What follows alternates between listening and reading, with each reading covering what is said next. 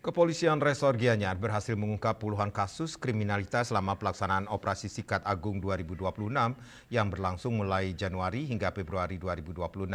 Secara keseluruhan, polisi berhasil mengungkap 61 kasus tindak pidana dengan 50 orang tersangka yang diamankan.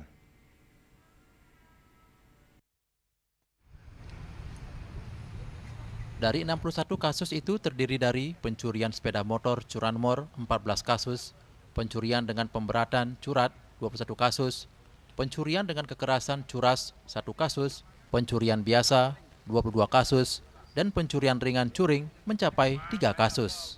Kapolres Gianyar AKBP Chandra C. Kesuma mengungkapkan, operasi ini melibatkan Satreskrim Polres Gianyar bersama jajaran Polsek di wilayah hukum Polres Gianyar.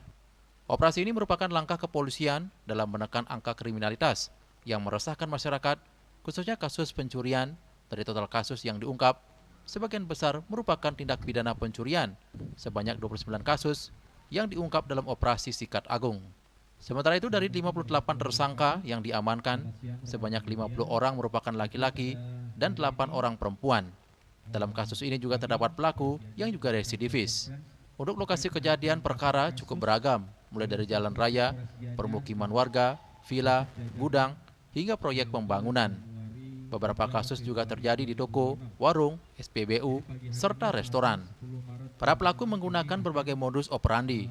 Pada kasus curanmor, pelaku menggunakan kunci palsu, mendorong kendaraan, maupun memanfaatkan kondisi kunci yang masih menempel di kendaraan. Pada kasus pencurian dengan pemberatan, pelaku melakukan aksi dengan mencungkil atau merusak kunci, mengambil barang dengan mudah, hingga memanfaatkan kelengahan korban. Sementara itu pada kasus pencurian dengan kekerasan, pelaku melakukan aksi jambret, sedangkan pada kasus pencurian biasa dan pencurian ringan, pelaku cenderung memanfaatkan kelengahan korban.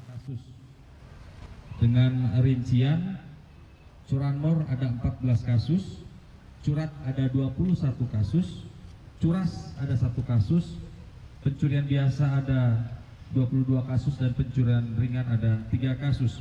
Dengan total jumlah tersangka adalah 58 orang.